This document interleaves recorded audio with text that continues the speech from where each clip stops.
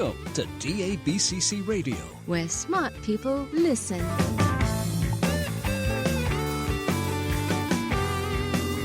Virtualization and Cloud Talk. Featuring cutting-edge solutions from the hottest companies around the globe. Broadcasting from the DABCC offices in sunny Sarasota, Florida. Surrounded by computers, books, and Legos. A Microsoft MVP, Citrix Charter CTP, VMware vExpert. And your host, Douglas Brown.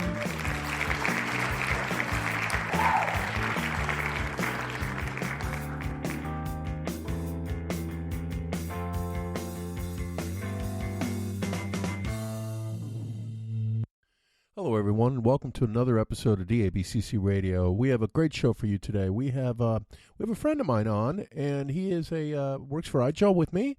He's one of our evangelists, one of our technical evangelists here in EMEA, and his name is Fredrik. And Fredrik is a downright great guy, super, super smart, and he's been working with the IGEL team, like I said, as an evangelist. But one of his roles is to help with the WVD stuff, and he's been playing with that since basically day one. And so I wanted to bring him on and talk about one WVD, what he's hearing out there, because, you know, as you guys all know, it's I mean, this is all that in a bag of chips from what everybody I've heard, which has really amazed me. I thought it would take some time, but it's not.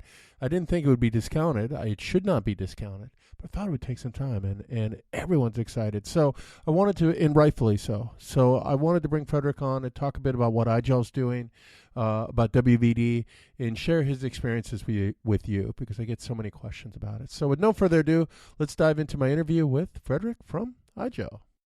Okay, Fredrik, thank you so much for taking the time to be on the show. I'm so excited to have you on. I've known you for quite some time now, and I don't think we've ever done a podcast, have we? No, actually, Doug, we haven't. So I've been thinking about it, and I guess you have been thinking about it, but we never got the time to do it. I took that hiatus from the show too, and then I started back up in December, and then I went on for 31 days on the road. So I'm happy to get this thing going again.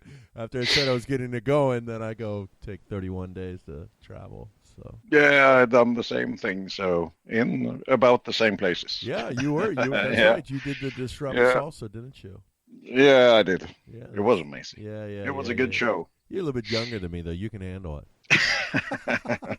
But I got sick. I got the flu. So I started off with tough. The flu, and you ended up with the flu, right? Yeah. So that's how it is. Okay, so let's get this thing going. For those who might not know who you are, can you tell us a bit about Fredrik, and who are you and what do you do? Sure, of course. So hi to all of you out there. I'm Fredrik Brattstig. I'm a tech evangelist at IGEL Technology, handling Europe. So my history is actually about 6 years at IGEL, where I started up as an SE for the Nordic region. Then I went into manager system engineering and had responsibility for quite a few people within Northern Europe. In the past, I have been consultant. I have been end customer, so to speak. I have been working with remoting for the last at least 22 years.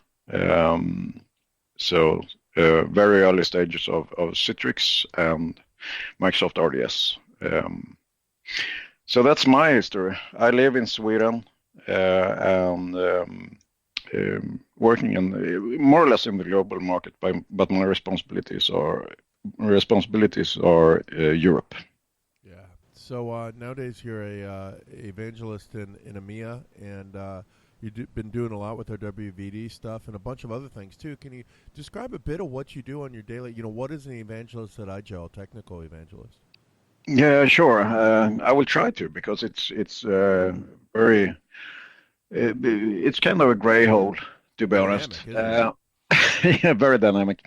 So since I started as a tech evangelist for IGEL in June, July this last summer, I have been mainly focused actually on Microsoft, because we have been in a project which is the reason for us having this podcast. We have been in a project together with Microsoft to develop a Windows Virtual Desktop client for integration in IGEL OS and so the Linux side of things, to have Linux as an endpoint for Microsoft delivered desktops.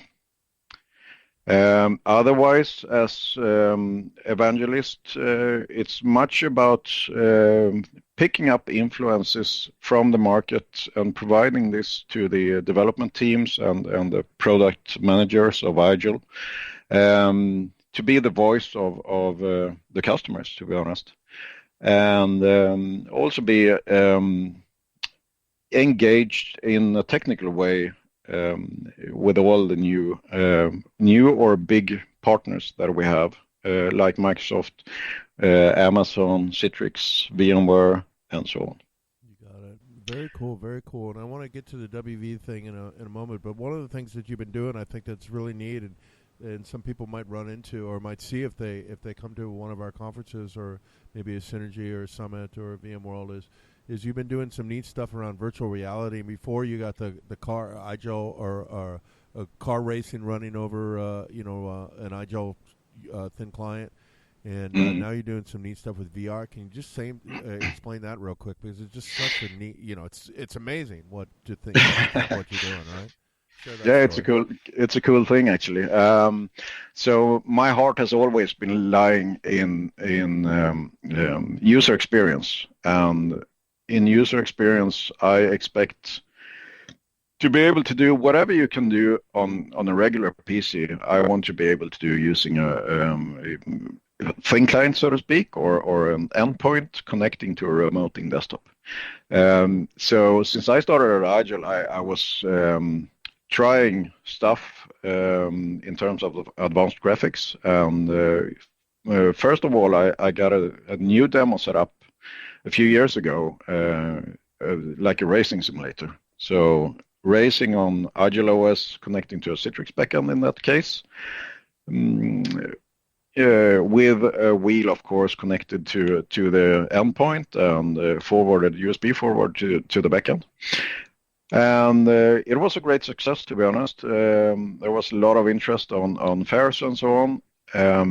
So when I done the racing and was we actually got a few setups within IGEL. We got a few partners that had copied the same setups. So I was kind of done with the racing and wanted to provide something more extreme, to be honest. And went into looking for the most extreme you can do, and that's virtual reality on remoting. I got some good connections. Maybe a guy that is called Thomas Poppelgaard. He invited me to a few people within Citrix that had a very good knowledge in terms of remoting, and especially remoting virtual reality, which has been done in Citrix labs, but not outside of Citrix labs before. So I started up to build this virtual reality setup, and it's flying, to be honest. It's I'm doing a high resolution connection in 90 frames per second to a Citrix backend, and I mean, everybody that has tried virtual reality knows or understands the thing with tracking of your movements, your hands and your body movements, and how you move your head and lean your head and so on. And all of this tracking needs to go over the USB interface to the endpoint device and forward it on to the backend system. So it's a lot of data that needs to be collected and processed and streamed back to the headset, which you're having on your head, and having this kind of high performance graphics, it's amazing to actually do it. So if you have the time and see me on a fair and I have the VR set up, come by and try it. Absolutely, it actually made me dizzy. So, but it was perfect. It was just like any VR. I didn't see any lag, any performance degradation whatsoever. It was absolutely flawless. I was quite impressed with it, and I couldn't imagine you could do it. But I mean, there's a lot of people actually getting dizzy, but that's mainly because of that you're very unused to do it. I can tell you about dizziness, and that's when you try to do the remote VR and not hitting the 90 frames per second, or actually 89 frames per second, because then you get real dizzy. Oh, don't do that to me, Fredrik. Don't do that. I will throw up on you, and that will be quite fun. But Yeah. let's move into WVD. So you Of course. I'm sorry? Of course. Yeah, let's move right away from Doug being dizzy, and let's move into WVD. So you started to sort of tell the story about IGEL and WVD, or IGEL and Microsoft. Can you continue telling that story? So how did this start? How did IGEL end up with working with Microsoft? Are we that whole story? Yeah, sure. As you and me knows about Disrupt, so IGEL's end user computing event that has been going on for 3 years in the US and in Europe, and actually also in Australia. Last year in Munich, we had a visitor there. There is Jim Moyle. So Jim Moyle is before Microsoft. He was working at FS Logics. And now he's hired by Microsoft by the acquisition of FS Logics. He was at Disrupt in Munich last year, 2019.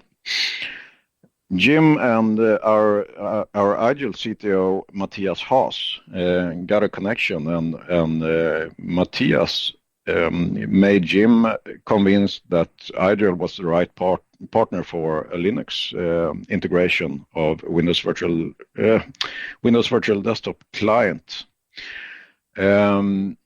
So Jim took this message back to Redmond, and the rest is actually history. And this is what we are about to talk about. Okay, great. That's amazing to me. I absolutely love it. What do you say? Thank you, Jim Moya. We just did a podcast with Jim. The last podcast we recorded was with good old Jim, and sharing a bit about WVD, or a lot about WVD. So definitely check out that one. Okay, so Fredrik, there's a lot of buzz around WVD nowadays, and as we talked about, I was on. We both were at a bunch of shows, a couple Disrupts and Summit, and I must have talked to 400 or 500 folks, and almost every single person I talked to mentioned WVD and how excited they are about it, which really blew my mind. I thought, hey, this is very early. There'd be some apprehension or some delay, but no. Everybody's excited about this thing, and rightfully so. Can you tell us a bit about that? Sure, Doug. So I would like to start by looking at the similarity in history. To compare what Microsoft is doing now with Windows Virtual Desktop. Do you know, Doug, what happened in 1981? It's a few years ago. Was that the Challenger? No, that's 86. That maybe was 86. I don't know, actually. Windows. So what actually happened in 1981 was IBM acknowledged the PC. So personal computing has been around for quite a while, quite a few years. But in 1981, IBM took PC under their wings. And since then, PCs are everywhere.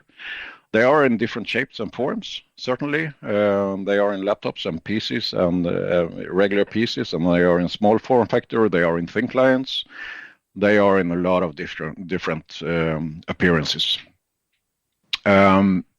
Why do I want to talk about this? It's actually, I'm leaving the PC era behind me.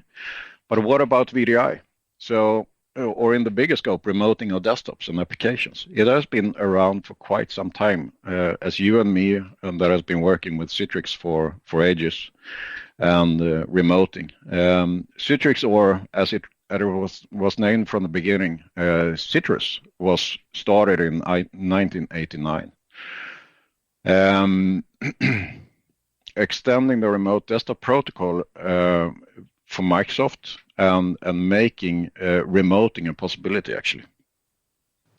So Microsoft, in my opinion, since the early ages of Windows, have never, this is my personal opinion, but it has never really put a big focus on remoting. It has been a technology letting third-party partners to extend the functionality.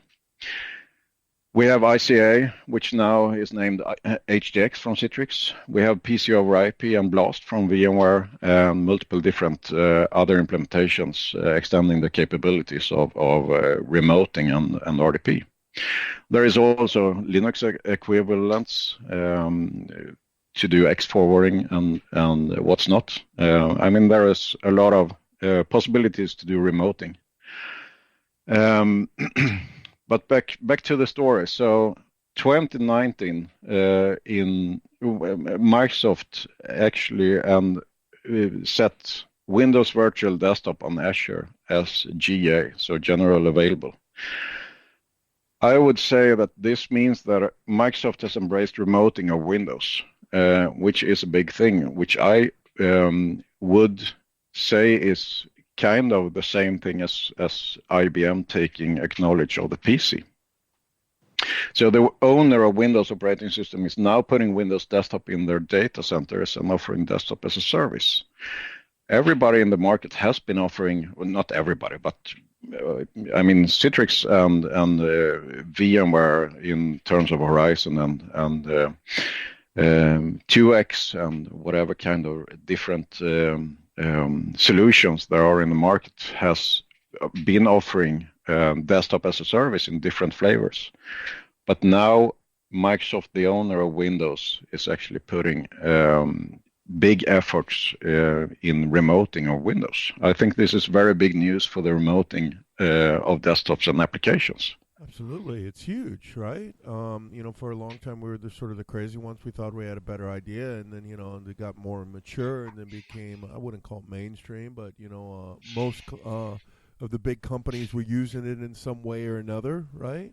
But with Microsoft embracing it, with Microsoft putting it into Microsoft 365 and all that jazz, in Azure, that's a different whole level of commitment or of I don't even know the word, but it truly brings it mainstream, and that's why everyone's excited about it, right?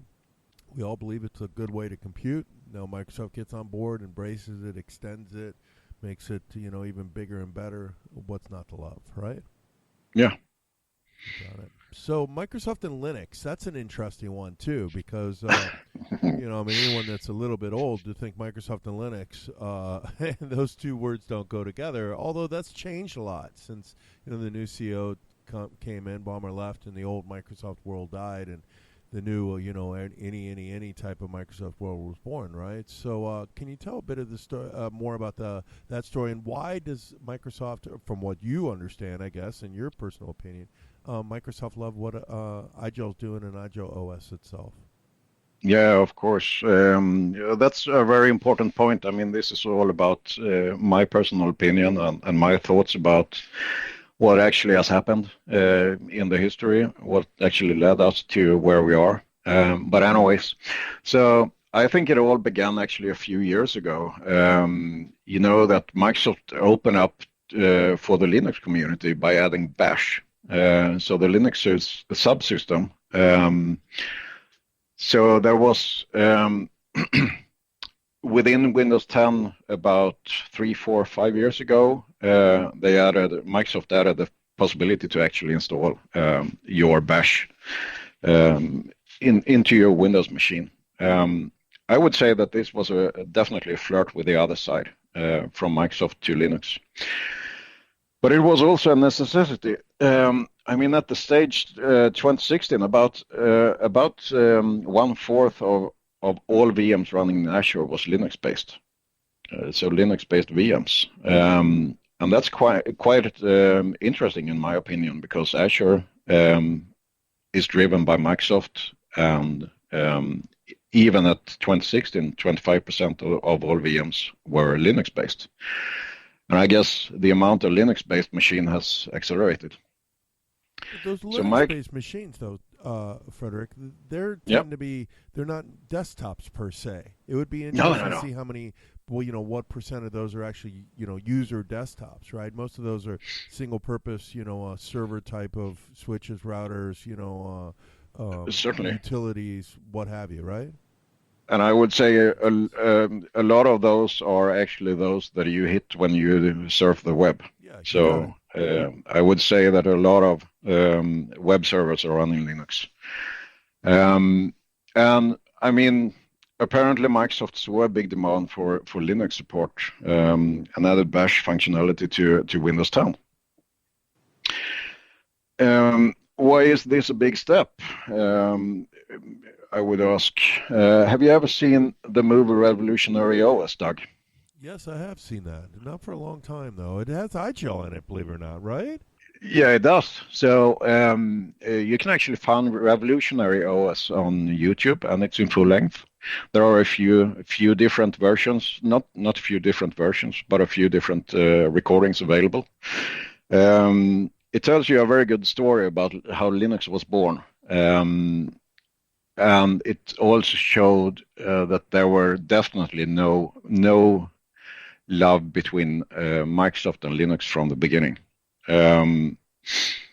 After you have seen this video, you will actually get a very clear view of the hostility between Microsoft and Linux, not only from Microsoft but also from the Linux community. Within about 1 hour and 15 minutes into the video, into the movie, you will actually see the IGEL logo. And it's not really the same logo, but it's almost the same type of logo as we have today. That's very cool. That's very cool. So Microsoft RDP, IGEL has had a version of RDP for quite some time. Can you give us sort of the history behind that? You know, what version we had, what version we have now, what's the different versions of RDP?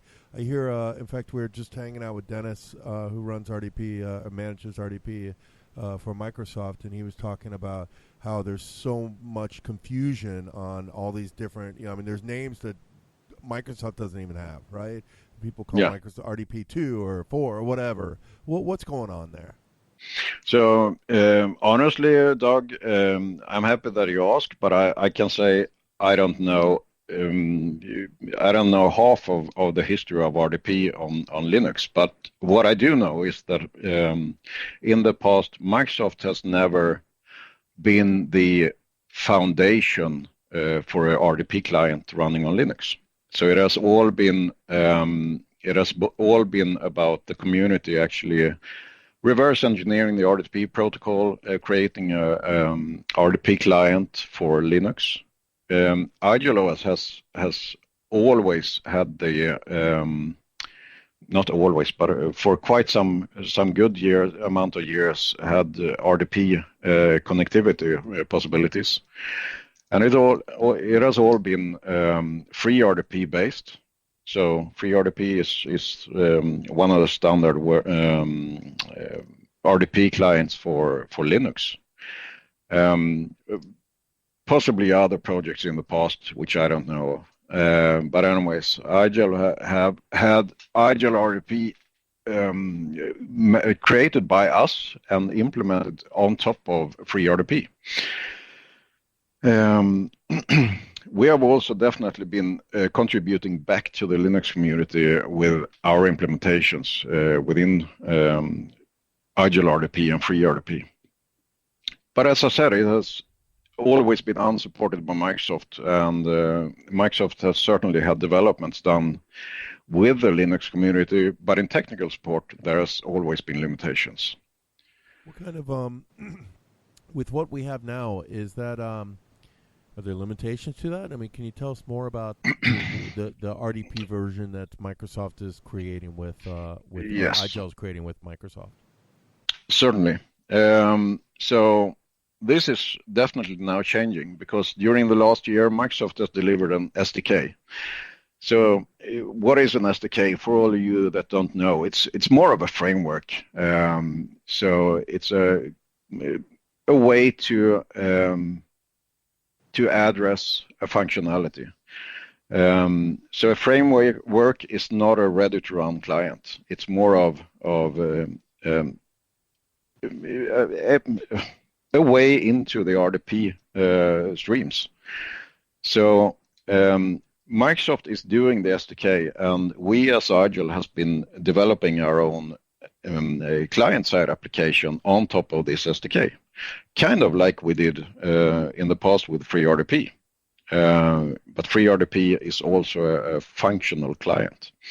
So IGEL has been doing a lot of work developing an overlay and attaching to the functions provided by Microsoft. But the big difference is that those provided functions are now fully supported. At the current stage, IGEL have general functions implemented like storage redirection, audio input, output, multi-monitor support, smart card redirection, and more features like Teams offloading support and hardware accelerated graphics are around the corner. So I know that Teams offloading is a very big buzzword in Windows Virtual Desktop and in any type of remoting, as Teams are replacing Skype for Business. It's not really there yet, but it's definitely coming. Maybe, Doug, you seen a few weeks ago, a few months ago, 1 month ago, I created a small custom partition of Microsoft Teams on Linux.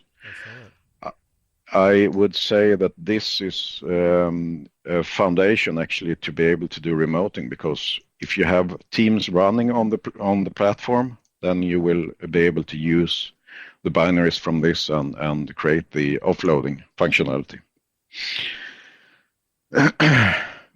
Adding on to that, in terms of the Windows Virtual Desktop SDK from Microsoft, and due to the implementations from IGEL, we will also quite soon support on-prem connections using the Windows Virtual Desktop's SDK. So we will soon have a supported way of connecting to RDS environments in your personal data center if you're not going the Windows Virtual Desktop route. Very interesting. Is that the same protocol, same configuration, everything? So from my understanding, actually, a lot of the Windows Virtual Desktop implementations are based on the old RDP protocol. But from my understanding, Microsoft may draw a line somewhere during the time scale and started over actually with a Windows Virtual Desktop SDK, so that we have now a new client without all the legacy dependencies from RDP clients in the past. So it's a more modern version of RDP. You got it. I really need to bring Dennis on and dive deep into RDP itself. He will definitely be able to explain everything that I can't. Everything and then some, right? Yeah, certainly. Absolutely. So WVD is a very interesting technology. You know, it's a true DAS solution, right? And you truly started moving to the cloud. Now, Microsoft does have the WVD stack, I think, or they've announced it, but it will help bring, sort of a hybrid or on-prem solution, right? But that being said, as we think of WVD today, it's truly a cloud solution. Do you see customers, transition their desktops to the cloud now?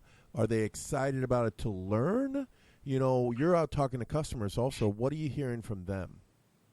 So it's a very good question.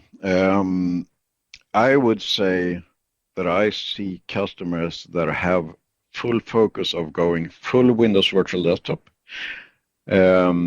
within a very short time frame. I also see customers a lot of customers that are doing POCs, testing it to see if this is something to go for in the future.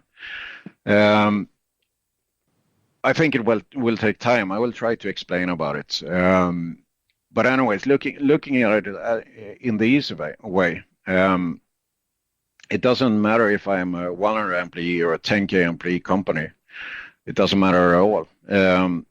Generally today you have your own data center somewhere, which means that you already have all the costs for maintaining the servers. You have the power consumption.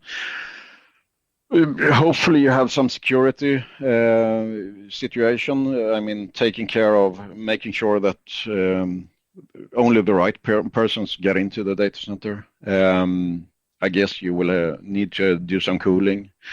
All the cost that comes with the data center, Doug. So beginning the transition to any cloud, no matter if it's Azure or Amazon or Google Cloud or whatever cloud, the initial startup will definitely be a direct add-on cost, because you will still have all your existing costs for existing companies. I think this will lead to a bit slower transition, maybe because initially many companies, I believe, will use it for burst capacity, to be able to scale in a quick way and downscale also when needed. But I'm very impressed about how many companies that I see that are actually looking into doing a full transition on this early stage. I'm working with a customer here in Europe that have about 10,000 desktops that they want to go fully Windows Virtual Desktop. Crazy. Are there limiting factors there, or can they make this happen today? That's a good question. I mean, it all depends, right? It all depends. It's almost a stupid question. There's so many different variables to it. It's the same thing with everything you talk about within IT. I mean, it all depends. Looking at the company that is focused very much on the Microsoft Office 365, for instance. I mean, looking back at the history here too, a few years ago, Microsoft released Office 365. I can definitely sign that I was one of the skeptics for Office 365.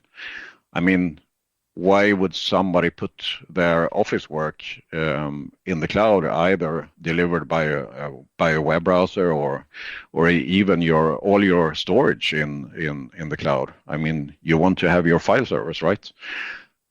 But I would say more and more companies, at least in the private market, I know that there are governmental issues in many areas in the world where you need to control where the data resides and so on.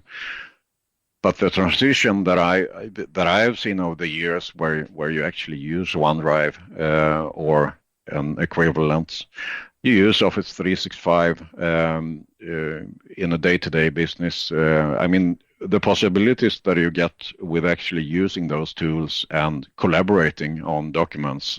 I can tell you a lot of times when I've been working together with my colleague Jeff Karlberg in the US.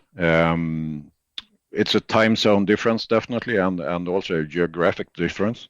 But we have been doing presentations together, working on the same document, the same PowerPoint document at the same time, editing the slides and whatever for presentations. That is an amazing evolution of collaboration, I would say. And I mean, you keep track all the time of what your counterpart is doing. There is also the other thing of where do your data reside. So if you have all your data, like you're using Office 365, you're using OneDrive as example, then it's very easy to transfer your desktops to Azure, for instance. And there is also a direct benefit because you and me that has been into this VDI and remoting world since ages, we know that the one of the primary benefits of remoting is that you actually put your desktops and your workers right beside of your data, which gives you such a higher performance and lower latency in terms of loading times and so on.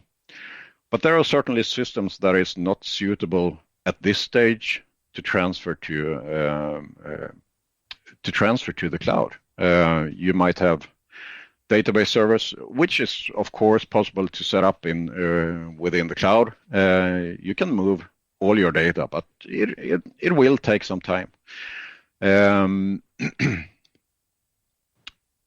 I certainly believe that I think we will see a very much more rapid adoption than what a lot of people actually believe. With that said, if the Windows Virtual Desktop service is maintained, it proves to be stable, and the feature extends all the time as it looks now, I think this service will be very popular over time, and it will allow transition from your on-prem data store to the cloud-based data store in a very different way. So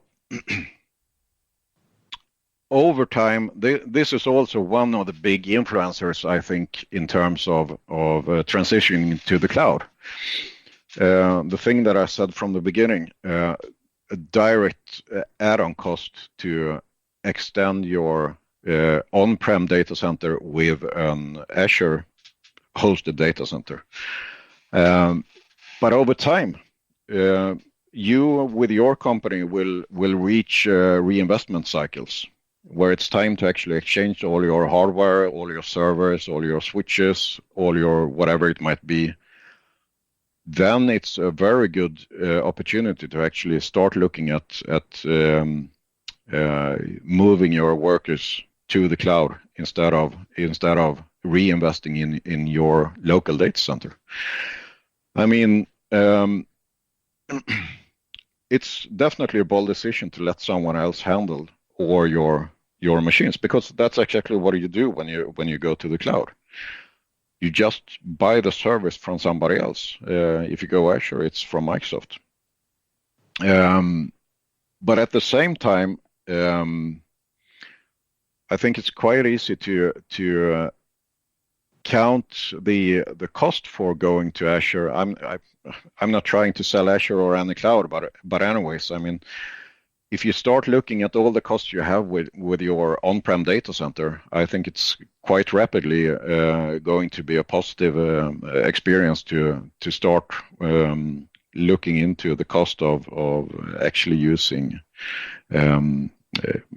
some cloud as a delivery mechanism. I can definitely see myself assuming that I will still use Windows apps for an foreseeable future, which I definitely think I will do, because even in my private life, of course I have iPads, I have whatever kind of tools for my day-to-day private life, but I also want to have a Windows desktop. And I'm not saying that I'm doing any gaming anymore, but let's say that that I want to do gaming and or watch movies or whatever it might be, and I can have a desktop somewhere where I have my Windows machine running, and I just need a connection device. We are getting more and more closer to actually having this possibility that nobody needs to have a PC in their home.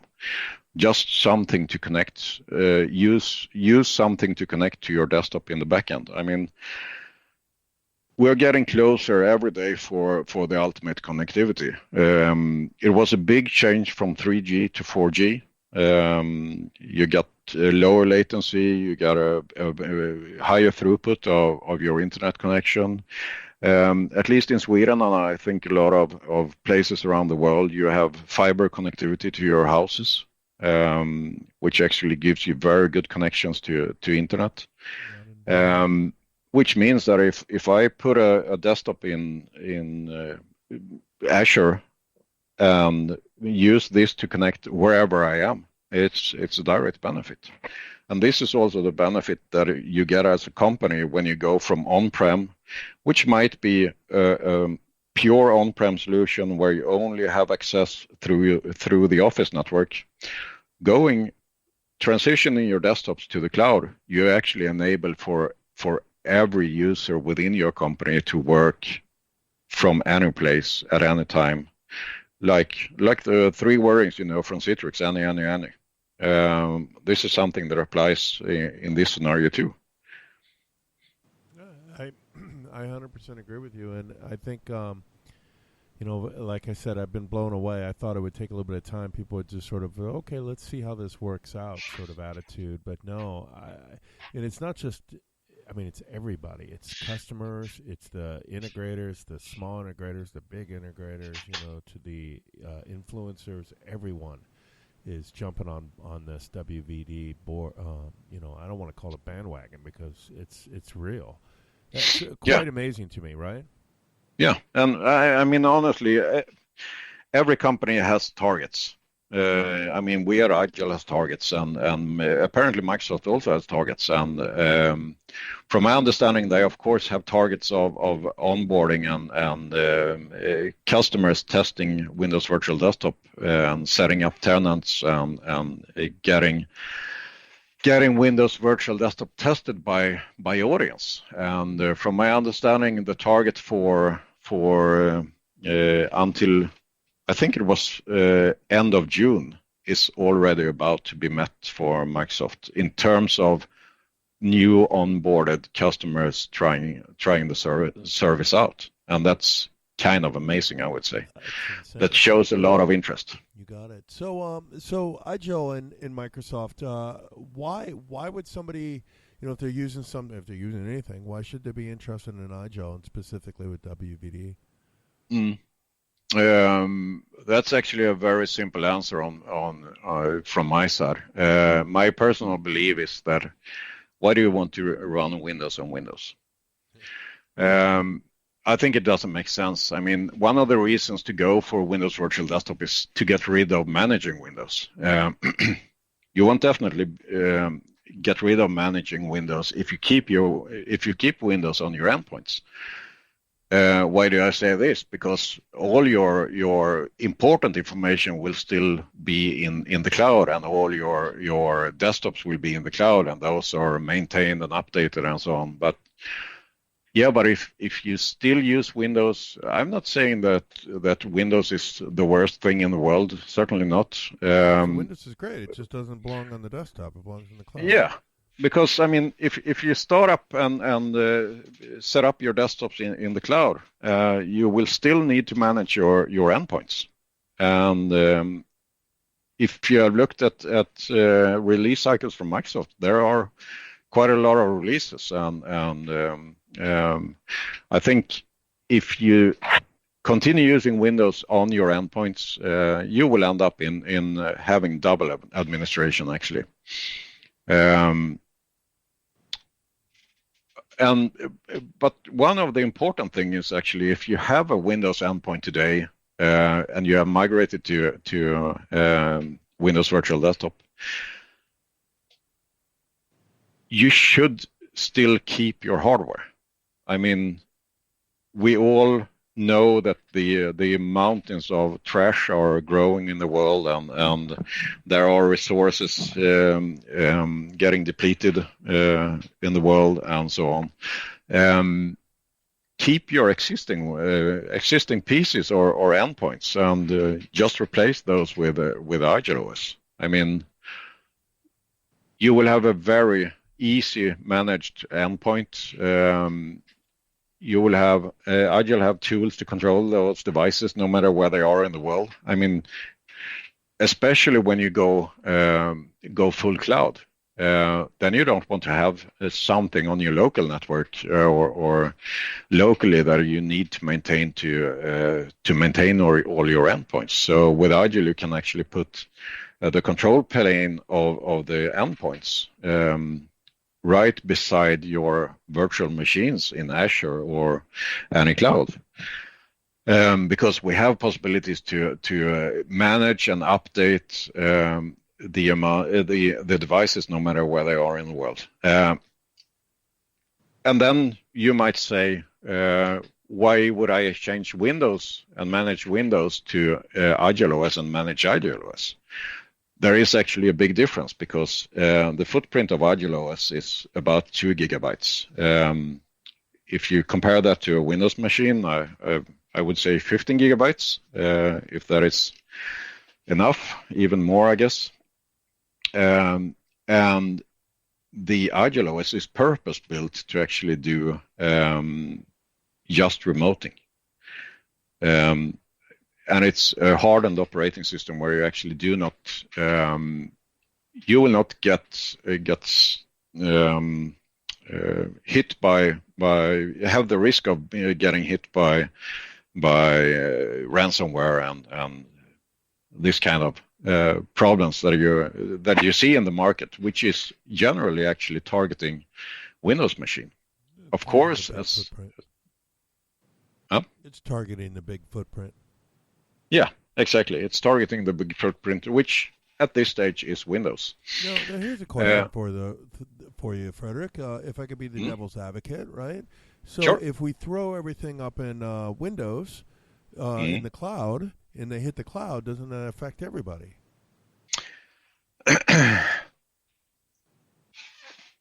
Yes and no.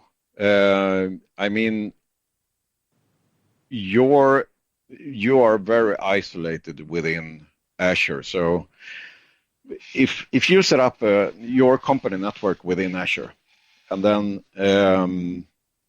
you get something into your system, first of all, you don't really expose your systems to the outside world, especially not with Windows Virtual Desktop. The only exposure you actually do is you maybe provide functionality to surf the web from your virtual desktops, which is certainly a risk to get some unhealthy data into your network, even if it's in Azure or any cloud. But I would assume, and you have the same possibilities as you have with your on-prem environments to actually protect yourself.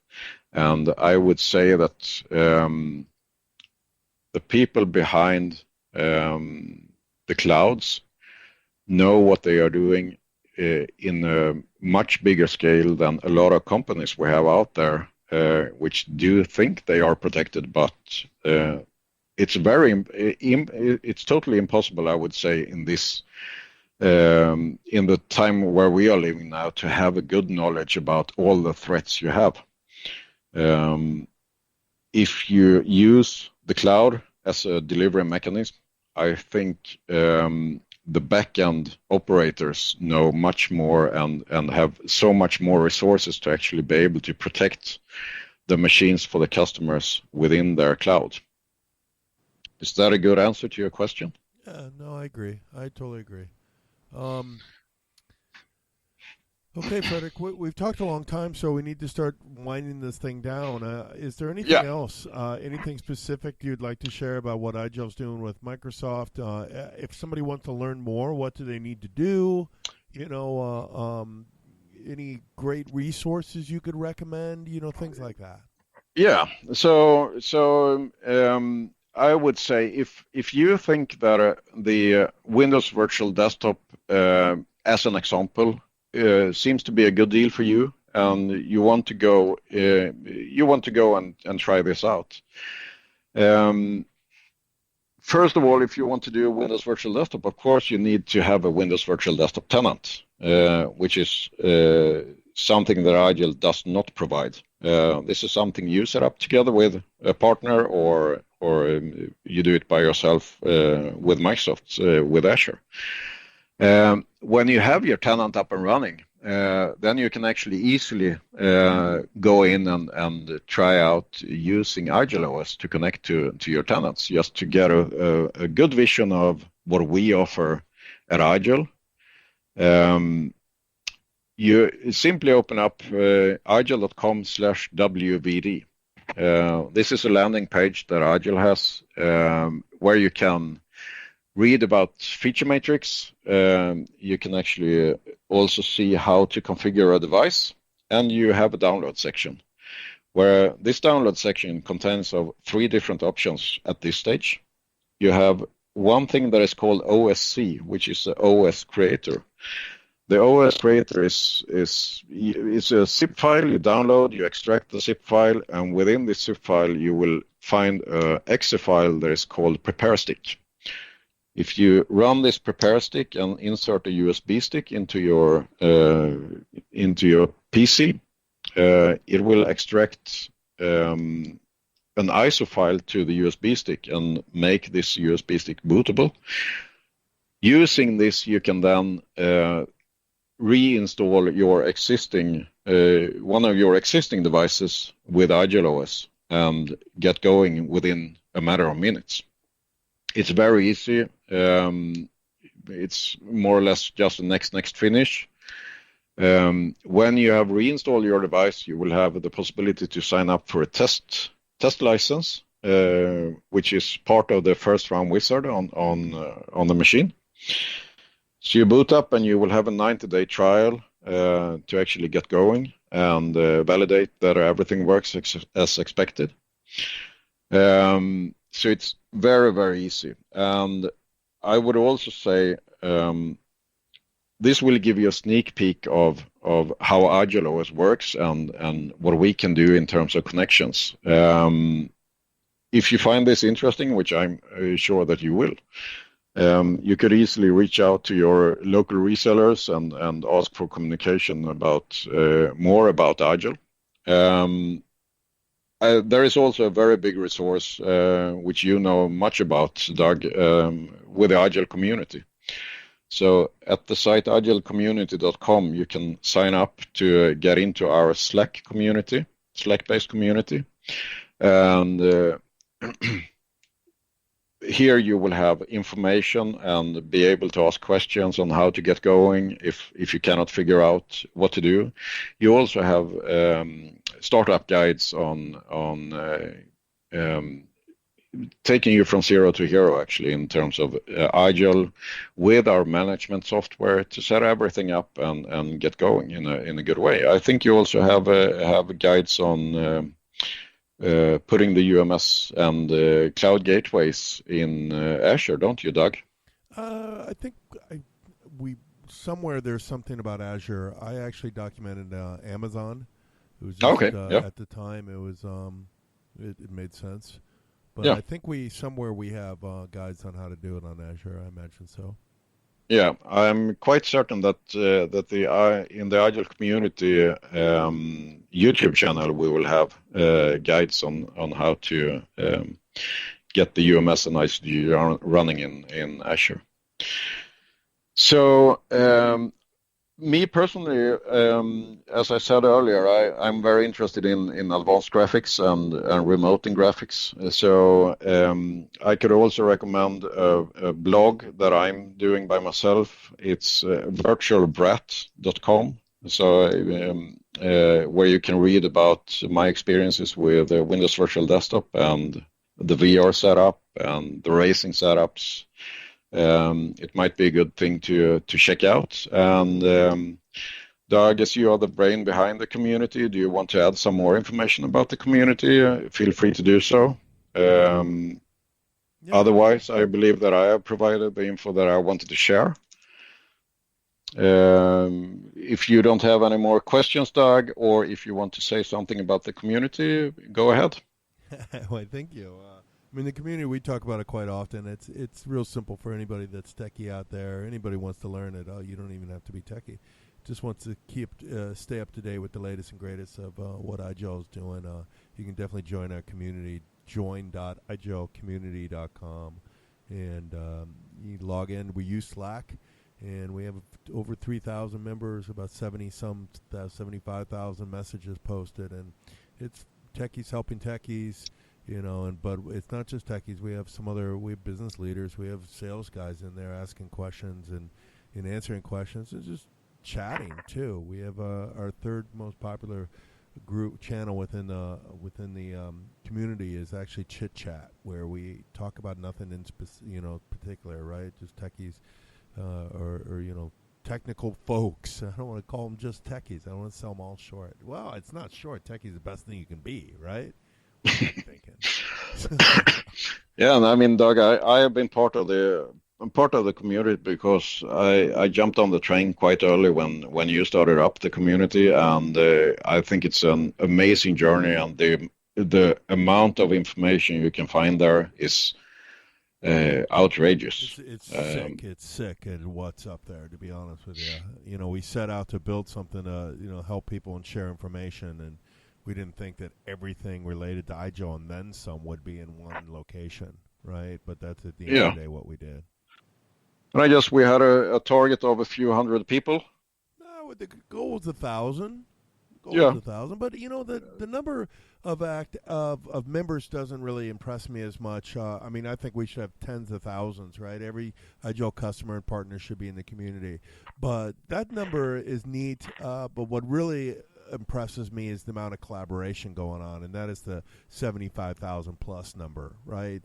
If you think about amazing. Any website, any forum, to have that much.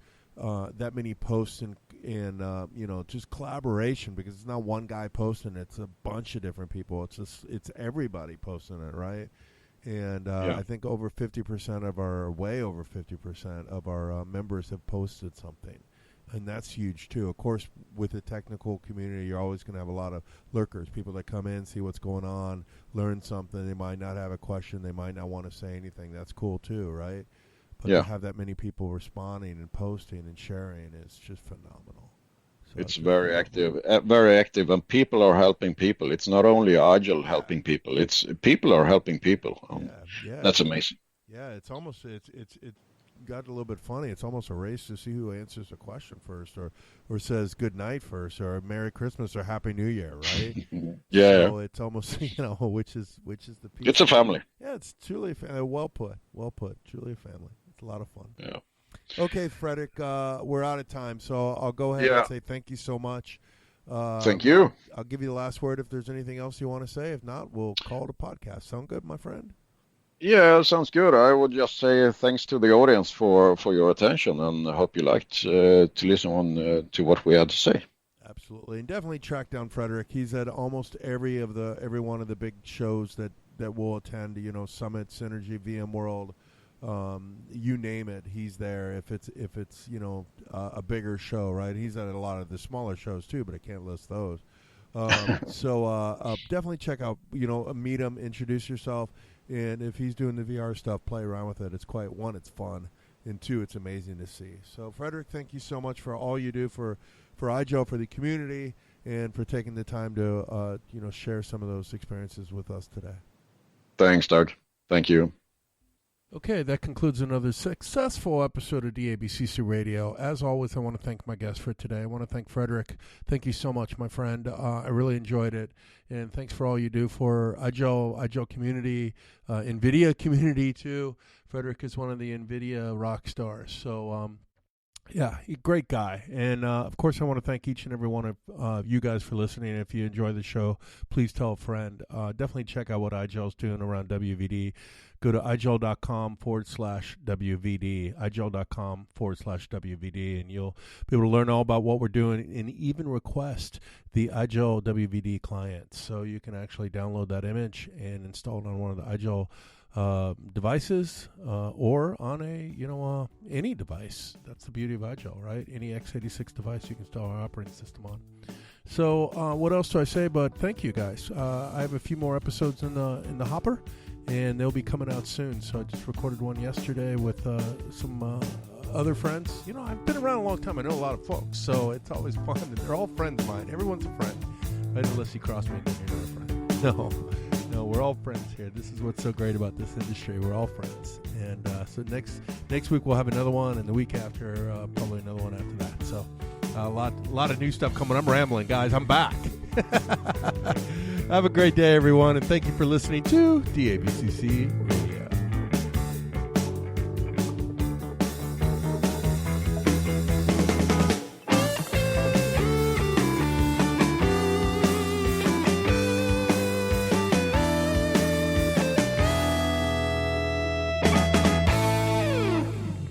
CC? DABC. Say it again. DABCC. DABC. Can you say it again? DABCC. DABC. How about DABCC?